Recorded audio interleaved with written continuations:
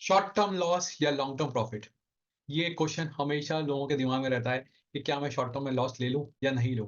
बहुत सारे लोग बहुत सारी पॉलिसीज खरीदते हैं जस्ट बिकॉज उनका कोई फ्रेंड रिलेटिव या नॉन मेंबर था जिन्होंने कुछ एक बिजनेस स्टार्ट किया था, उन्होंने बोला एक पॉलिसी बाय कर लो। या उन्हें लगता है कि किसी ने उन्हें एक पॉलिसी बताई थी जो उन्हें बहुत अच्छी लगी थी, उन्होंने एक स्टार्ट कर ली। बट थोड़े टाइम बाद उन्हें लगता है कि नहीं, शायद वो सही इन्वेस्टमेंट नहीं था।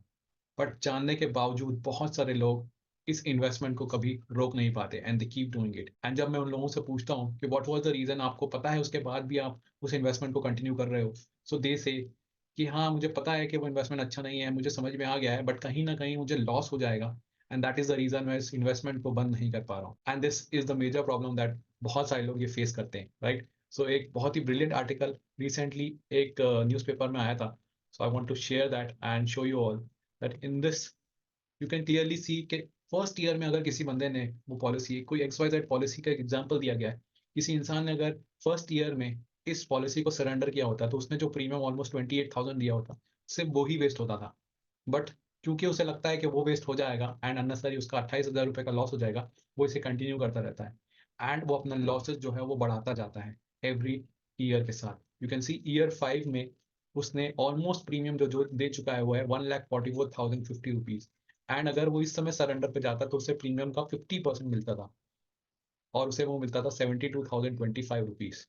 एंड जैसे जैसे वो टर्म पीरियड अपना बढ़ाता जा रहा है, you can see surrender value उससे परसेंटेज वाइज में तो ज्यादा दिख रही है कि 53% उसे अपना प्रीमियम पेड का मिल रहा है।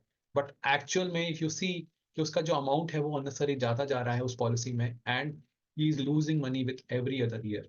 सो this is what I wanted to share with you all कि जीवन में कई बार आपने बहुत पॉलिसीज ले ली होंगी, अगर आपको समझ में नहीं आया है देन इट्स फाइन, बट अगर आपको समझ में आ गया उसके बाद भी अगर आप उससे इन्वेस्टमेंट को कंटिन्यू कर रहे हो जस्ट थिंकिंग कि मुझे लॉस हो जाएगा, then you need to think कि अगर वो अमाउंट जो आपके पास अभी नंबर ऑफ प्रीमियम ईयर्स बचे हुए हैं, अगर आप वो पैसा अगर एक इंडेक्स फंड में भी लगा दोगे, इंडेक्स फंड, निफ्टी का index fund, pure index fund में भी अगर आप लगा दोगे, तो आप उससे बहुत बेटर रिटर्न दे दोगे। वाई? बिकॉज ये जो पॉलिसीज हैं इनमें 5-6%, 7% से ज्यादा का रिटर्न नहीं आता है। नो मैटर वॉट आपको कुछ भी दिखाया जाए, बट आप ओवरऑल देखोगे तो इनका रिटर्न 5 से 7% के करीब ही रहता है, इससे ज्यादा नहीं रहता है। और इंश्योरेंस बेनिफिट जो दिया जाता है उसके लिए आप टर्म इंश्योरेंस अलग से ले सकते हो, बिकॉज इंश्योरेंस भी जो इन पॉलिसीज में दिया जाता है वो बहुत ही कम दिया जाता है and that is not sufficient for any individual.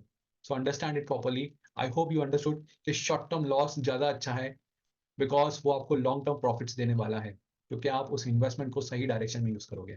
Thank you so much.